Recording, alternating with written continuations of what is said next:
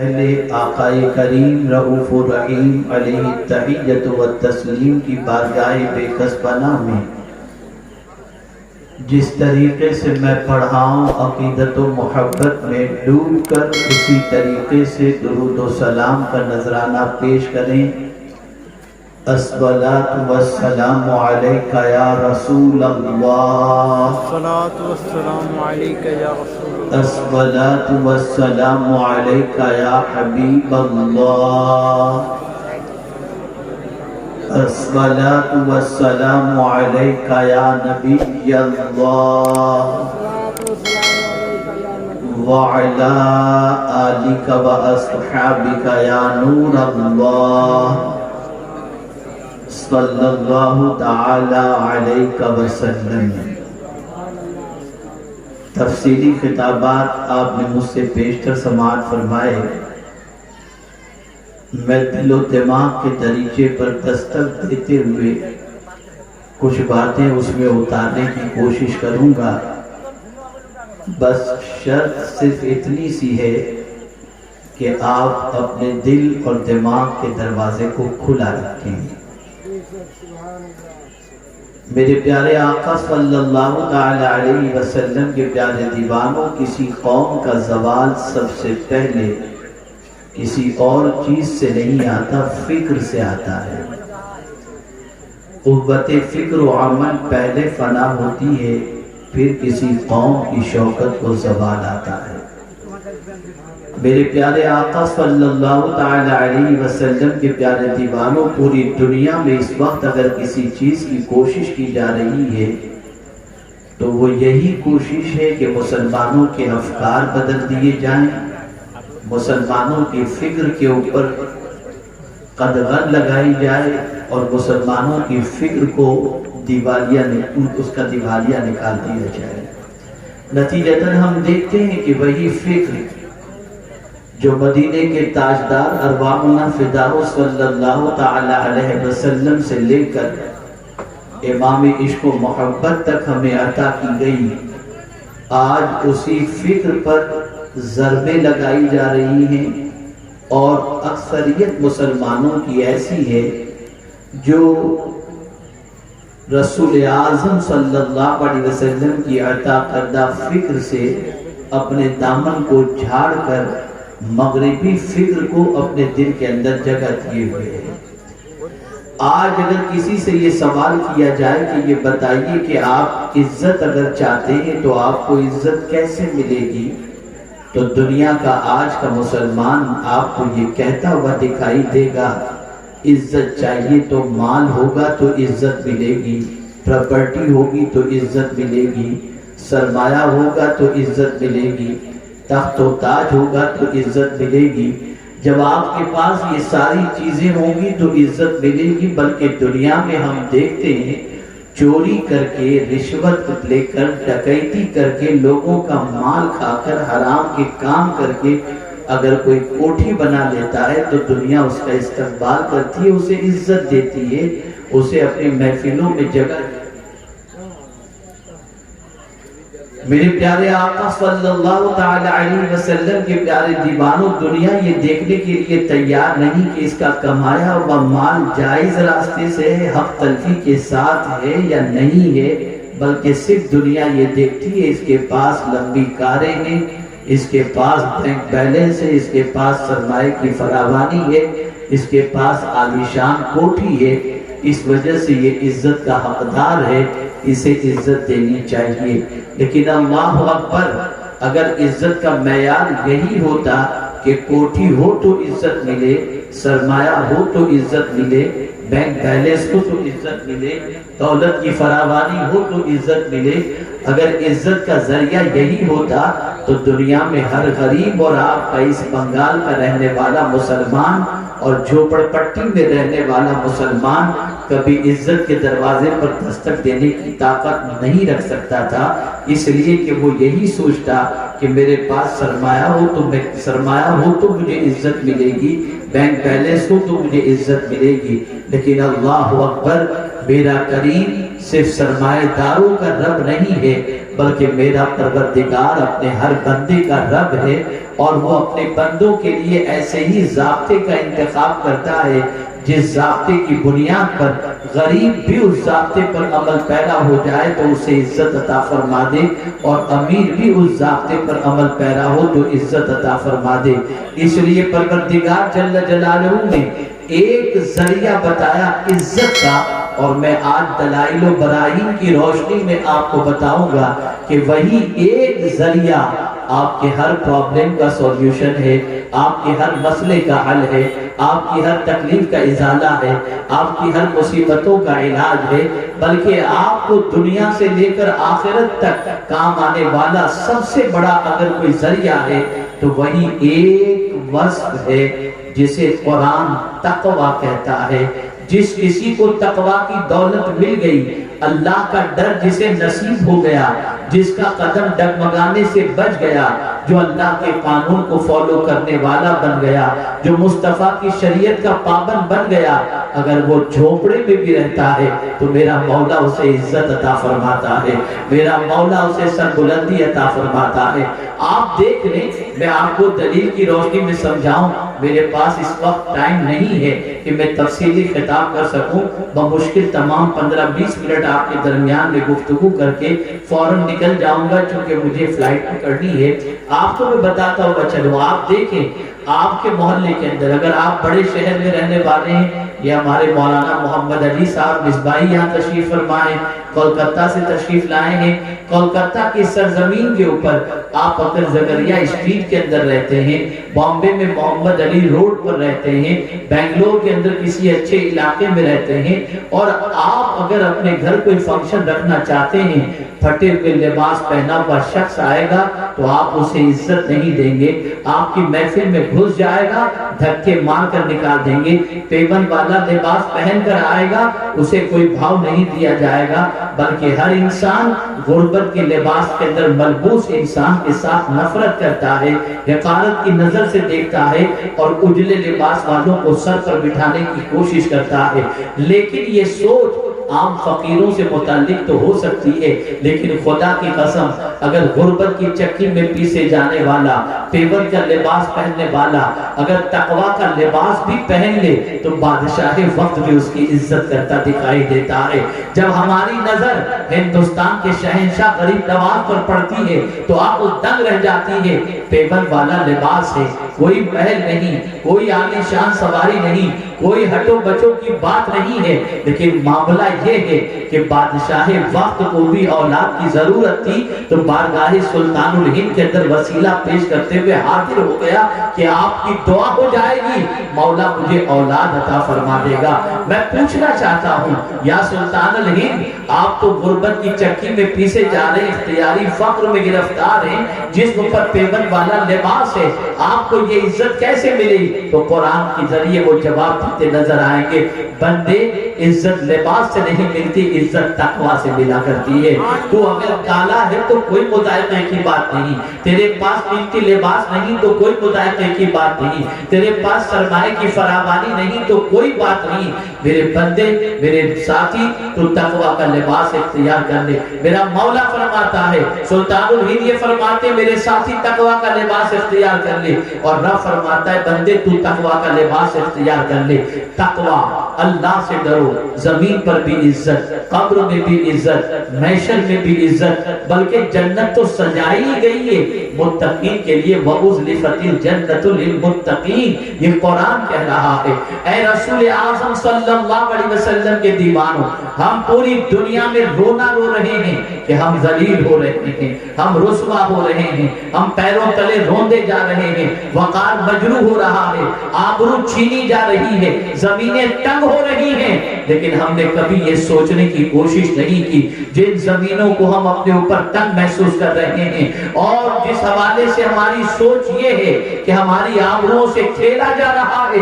کبھی ہم نے غور کرنے کی کوشش نہیں کی کہ اس کی وجہ کیا ہے، اس کا سبب کیا ہے۔ ہم ہی تو تھے کہ مسجد سے نماز پڑھ کر کے نکلتے تھے تو غیر مسلم خواتین و مرد پانی کا گلاس لے کر کے کھڑے ہوتے تھے، یہ اللہ کا بندہ ہے، نماز پڑھ کر نکلا ہے، دم کر دے گا تو میرے بچے کو شفا نصیب ہو جائے گی، لیکن آج مسجد مرثیہ کہاں ہیں کہ ہمارے لوگ نماز پڑھنے سے گریز کر رہے ہیں، مسجد مرثیہ کر رہی ہیں۔ آپ ذرا سوچو اور اندازہ لگاؤ، اے رسول گرامی وقار صلی اللہ علیہ وسلم کے دیوانوں، ایک چیز اختیار کر لو، میں آج آپ کو کوئی دوسرے عمل کی دعوت نہیں دوں گا، دوسرے کرے تو سبحان اللہ، ورنہ ایک عمل جسے پوری زندگی کے اندر آپ شامل کر لیں تو میں یقین کے ساتھ کہتا ہوں کبھی آپ تنہا نہیں رہو گے، ہر کام پر ہر موقع پر میرے قریب کی نصرت آپ کے ساتھ ہوگی، میرے مولا کی مدد آپ کے ساتھ ہوگی۔ اللہ اکبر، میرے پیارے آقا صلی اللہ علیہ وسلم کے پیارے دیوانوں،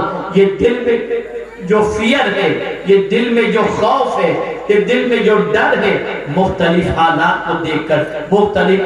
پریشانیوں کو دیکھ کر، اس کی وجہ بھی یہی ہے کہ ہمارے دل سے اللہ کا ڈر نکل گیا، خوف خدا نکل گیا۔ اللہ اکبر، اے رسول اعظم صلی اللہ علیہ وسلم کے دیوانوں، اگر میں ایک جملے میں عرض کروں تو بات اچھی طرح اور مضمون کے قریب ہو جائے گی اور آپ کے دماغ سے بھی قریب ہو جائے گی۔ جانتے ہیں آپ اللہ والے نیکیاں کر کے ڈرتے تھے اور ہم گناہ کر کے بے خوف نظر آ رہے ہیں۔ اللہ اکبر، وہ نیکیاں کر کے ڈرتے تھے کہ کہیں بارگاہ سمدیت سے رد نہ ہو جائے، بارگاہ سمدیت میں مقبولیت کی سند نہ ملے، یہ سچویشن تھی۔ لیکن ہمارا حال یہ ہے کہ ہم اللہ کا ڈر دل سے نکال چکے ہیں۔ آپ میں کا کوئی شخص کہے گا ارے بھائی کیسی بات کر رہے مولانا، ہم تو اللہ سے ڈرتے ہیں۔ ذرا اپنی زندگی کا جائزہ لو، اپنی صبح و شام کا جائزہ لو، اپنے عادات و اطوار کا جائزہ لو، اپنے افکار و نظریات کا جائزہ لو، اپنی روزی کا جائزہ لو، اپنی صبح و شام کا جائزہ لو اور پھر تلاش کرو اللہ کریم کا ڈر کتنا دل کے اندر ہے۔ جھوٹ ہم بولیں اور کہیں کہ اللہ سے ہم ڈرتے ہیں، نماز ہم چھوڑیں اور کہیں اللہ سے ہم ڈرتے ہیں۔ اللہ معاف فرمائے ان لوگوں کو جو بدکرداریوں کے اڈوں پہ جاتے ہیں، مسلمان برائیوں کے مراکز کو آباد کرے اور پھر کہے کہ ہم اللہ سے ڈرتے ہیں، یہ کیسا اللہ کا ڈر ہے۔ اللہ اکبر، اے رسول اعظم صلی اللہ علیہ وسلم کے دیوانوں، آئیے اللہ کے ڈر سے متعلق ایک واقعہ آپ کے سامنے عرض کروں تاکہ آپ محسوس کر سکیں کہ اللہ کا ڈر کیا ہوتا ہے۔ ایک حبشی صحابی بارگاہ رسول صلی اللہ علیہ وسلم میں حاضر آئے، عرض کرتے ہیں یا رسول اللہ صلی اللہ تعالی علیہ وسلم، مجھ سے گناہ سرزد ہوئے، کیا میرا مولا میرے گناہوں کو معاف فرما دے گا؟ آقا کریم صلی اللہ علیہ وسلم نے تسلی آمیز جملے ارشاد فرمائے اور فرمایا ہاں مولا قادر مطلق ہے، وہ توبہ کرنے والے کی توبہ کو قبول فرماتا ہے۔ رسول اعظم کے وہ صحابی جب یہ سنتے ہیں تو توبہ کے لیے طبیعت آمادہ ہوتی ہے، لیکن اس کے بعد کا سوال ضمیر کو جھنجھوڑنے کے لیے کافی ہے، گناہ کرنے والوں کے لیے کافی ہے، بدکرداری کرنے والوں کے لیے کافی ہے، برائیوں کے دلدل میں ڈوبنے والوں کے لیے کافی ہے۔ وہ صحابی بعد میں سوال کرتے ہیں یا رسول اللہ صلی اللہ تعالی علیہ وسلم، کیا جب میں گناہ کرتا تھا تو میرا مولا مجھے دیکھتا تھا؟ اللہ اکبر، رسول اعظم صلی اللہ علیہ وسلم نے فرمایا ہاں، ضمیر جاگ اٹھا، چیخ نکلی اور وہیں پر ان کی روح پرواز کر گئی۔ آپ ذرا سوچو، انسان خدا دیکھ رہا ہے، گناہ کر رہا ہے، نافرمانی کر رہا ہے، برائیاں کر رہا ہے، کہاں چھپ کر گناہ کرو گے؟ کہاں چھپ کر اللہ کی نافرمانی کرو گے؟ وہ کون سی جگہ ہے جو میرے رب کی نگاہ سے پوشیدہ ہو سکتی ہے؟ حال تو یہ ہے کہ وہ خود قرآن میں فرماتا ہے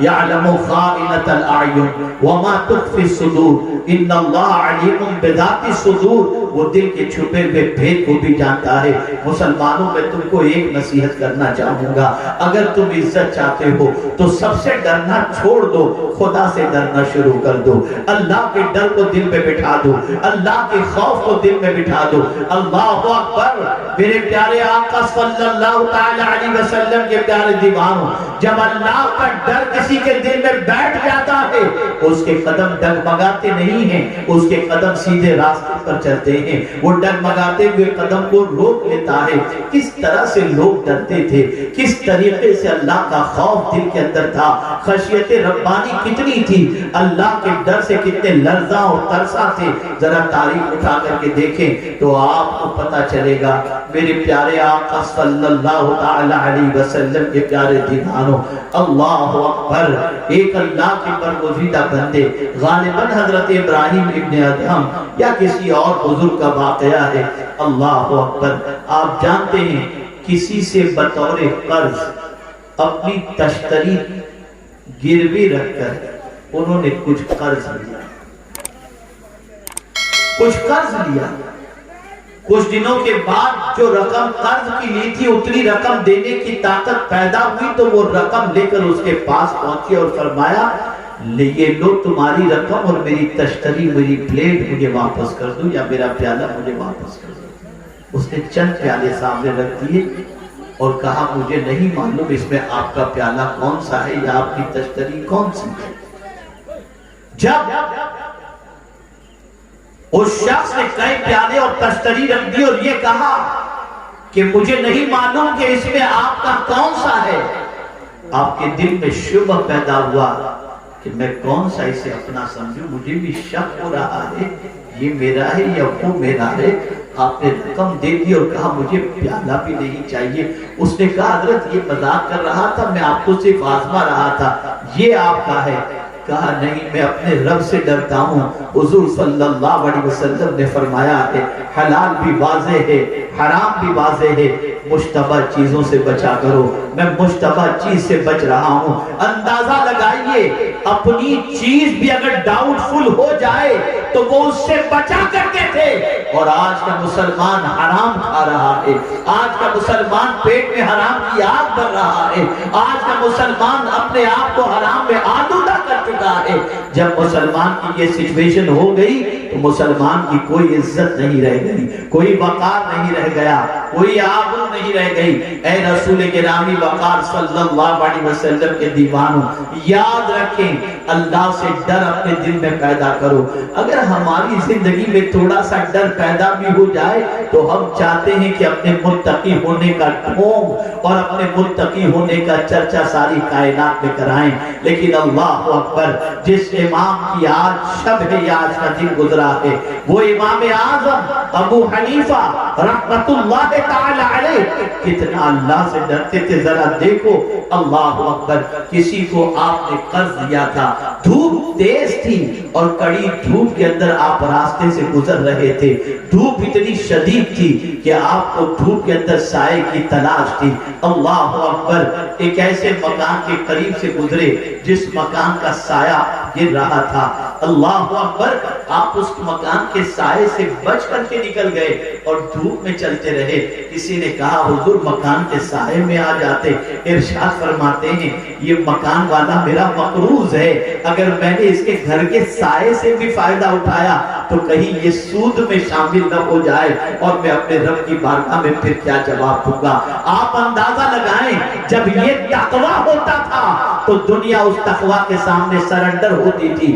دنیا اس تقویٰ کے سامنے اپنے سر نمو ہوتی تھی، اور دنیا ان کی عزت کے سامنے اپنے جبین نیاز کو اور اپنی پیشانی کو خم کرتی دکھائی دیتی تھی۔ لیکن جب سے ہمارا حال یہ ہوا حرام بھی کھاؤ، ناجائز بھی کھاؤ، گناہ بھی کرو، بد کرداری بھی کرو، اخبار میں کچھ آ جائے تو ڈر جاؤ، یوٹیوب پر کچھ آ جائے تو ڈر جاؤ، ایسا کچھ نیوز کے اندر آ جائے تو ڈر جاؤ، لیکن نہیں ڈریں گے تو خدا سے نہیں ڈریں گے۔ العیاذ باللہ، صحابہ اللہ سے ڈرتے تھے، تاجدار کائنات صلی اللہ علیہ وسلم کے غلام اللہ سے ڈرتے تھے، پیغمبر رحمت صلی اللہ علیہ وسلم کے غلام اللہ کے خوف میں زندگی گزارا کرتے تھے اور اپنے دامن کو گناہوں سے بچاتے تھے۔ میرے پیارے آقا صلی اللہ علیہ وسلم کے پیارے دیوانوں، خشیت ربانی کو دل کے اندر جگا دو، خوف خدا کو دل کے اندر جگا دو، تقوی کو اختیار کرو۔ اللہ اکبر۔ قرآن مقدس نے تقوی کے حوالے سے یہ بھی فرمایا وَلِبَاسُ التَّقْوَى ذَلِكَ خَيْرٌ، تقوی کا لباس بہترین لباس ہے۔ میرے پیارے آقا صلی اللہ علیہ وسلم کے پیارے دیوانوں، سفر کرو تو سفر کے اندر زاد کے اعتبار سے، زاد سفر کے اعتبار سے تقوی کو اپنے ساتھ لے کر کے چلو۔ اللہ اکبر۔ اس لیے کہ اگر آپ سفر کر رہے ہو اور آپ اللہ سے ڈر کر سفر کر رہے ہو، نگاہوں کی حفاظت کر کے سفر کر رہے ہو، پیغمبر رحمت کی تعلیمات پر عمل کر کے سفر کر رہے ہو، کسی بوڑھے کو اپنی جگہ پر بٹھانے کی کوشش کرتے ہوئے سفر کر رہے ہو، آپ کسی کا مال چرانے کی کوشش نہیں کر رہے ہو، اور آپ کا سفر تقوی کے ساتھ ہو رہا ہے، اور آپ کا ذات سفر بھی تقوی ہے، یعنی چلتے پھرتے اللہ سے ڈرتے ہوئے سفر کر رہے ہو، یہ سفر کامیاب کر دے گا، یہ سفر آپ کو برکتیں لائے گا۔ اس سفر سے بہت سارے کام بن جائیں گے۔ سے کہا جاتا ہے مولانا کوئی وظیفہ بتائیں تاکہ سارے کام بن جائیں۔ آئیے میں وظیفہ بتاتا ہوں۔ ہم سے کہا جاتا ہے کوئی وظیفہ بتائیں روزی میں برکت ہو۔ آئیے میں آپ کو وظیفہ بتا دیتا ہوں۔ قرآن کی روشنی میں ایک ہی وظیفہ ہے، اگر اسے اختیار کر لو عزت بھی ملے گی، روزی بھی ملے گی، کام بھی بن جائیں گے۔ وہ کون سا عمل ہے؟ وہ تقوی ہے۔ قرآن کہتا ہے وَمَن يَتَّقِ اللَّهَ يَجْعَلْ لَهُ مِنْ أَمْرِهِ يُسْرًا، جو اللہ سے ڈرتا ہے اللہ اس کے کام آسان کر دیتا ہے۔ آپ ذرا سوچو تو صحیح، ہم اگر اپنے بچے کی طرف انگلی کر کے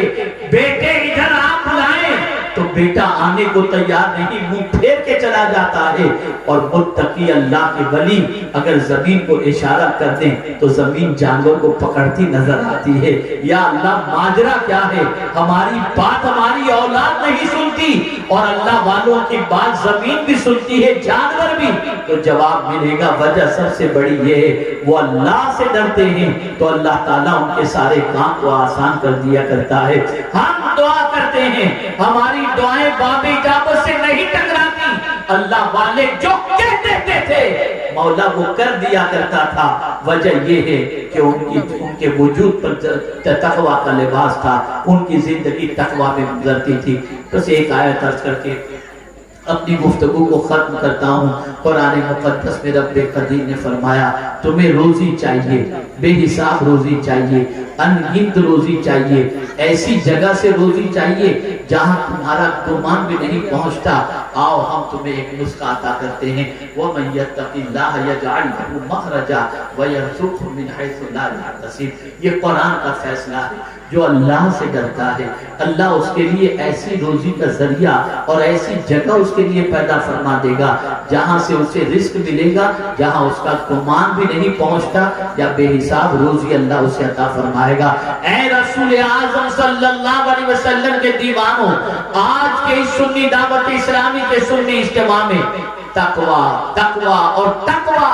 بس اسی کو اپنا لو۔ آج سے ظاہر میں بھی اللہ سے ڈرو، باطن میں بھی اللہ سے ڈرو۔ کوئی دیکھ رہا ہو تو بھی اللہ سے ڈرو، کوئی نہیں دیکھ رہا ہو تو بھی اللہ سے ڈرو۔ یہ تصور قائم کر لو کہ کوئی دیکھ رہا ہو یا نہ دیکھ رہا ہو، معبود برحق دیکھ رہا ہے، پالنہار حقیقی دیکھ رہا ہے، ہمارا پروردگار دیکھ رہا ہے۔ یہ تصور اگر دماغ کے اندر بیٹھ گیا، میں یقین کے ساتھ کہتا ہوں عزت قدموں کو چومے گی، عزت آپ کے گھر تک پہنچے گی، عزت کے چار چاند آپ کو نصیب ہو جائیں گے۔ اس لیے آج کے سنی اجتماع میں میرا پیغام آپ کو بس یہی ہے، اللہ سے ڈرو۔ شہر میں رہنے والوں بھی ڈرو، دیہات میں رہنے والوں بھی ڈرو، اور گاؤں میں رہنے والے بھی ڈرو۔ جہاں کہیں بھی رہو اللہ کے ڈر کو دل میں جگہ دو، اللہ کے خوف کو دل میں جگہ دو، پھر تم سے کوئی عزت چھین نہیں سکے گا۔ اس لیے کہ جب تم اللہ سے ڈرو گے تو کوئی بادشاہ تمہیں عزت نہیں دے گا،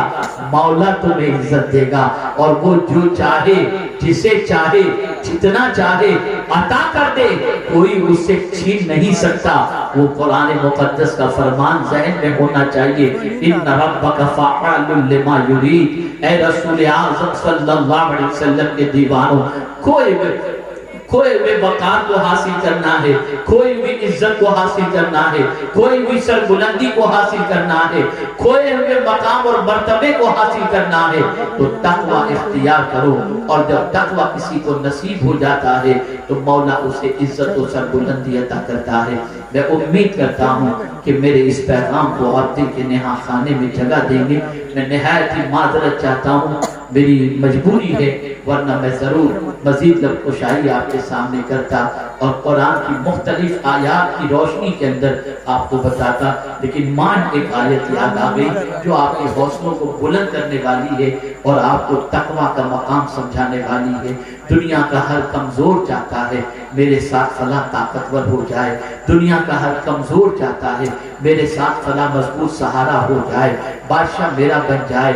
ایم ایل اے میرا بن جائے، اس کا ساتھ نصیب ہو جائے، ایم پی کا ساتھ نصیب ہو جائے، پرائم منسٹر کا ساتھ نصیب ہو جائے، لیکن یہ سب محتاج ہیں، اللہ کے حکم کے تابع ہیں۔ اللہ ان کو ان کی روح کو قبض کر لیتا ہے اور قبض کر لے گا پتہ بھی نہیں چلے گا۔ سب سے بڑی قوت کا مالک میرا مولا ہے، اس سے بڑا کوئی نہیں، ساری کائنات اس کے دست قدرت میں ہے، وہ جسے چاہے جس طریقے سے چاہے اللہ عز و جل اس طریقے سے اس کے ساتھ سلوک فرمائے۔ اب پروردگار فرماتا ہے میں سب سے بڑا طاقتور، کیا بندے تو چاہتا ہے میری رحمت تیرے ساتھ ہو جائے، میری طاقت تیرے ساتھ ہو جائے، میری قوت تیرے ساتھ ہو جائے، تیری مدد کے لیے تیار ہو جائے؟ تو اب قرآن نے کہا ان اللہ مع الذین اتقوا والذین هم محسنون، کہ بے شک اللہ متقین کے ساتھ ہے۔ جو تقوی اختیار کرتا ہے اللہ اس کے ساتھ ہے، اس لیے تم اللہ سے ڈرنا شروع کر دو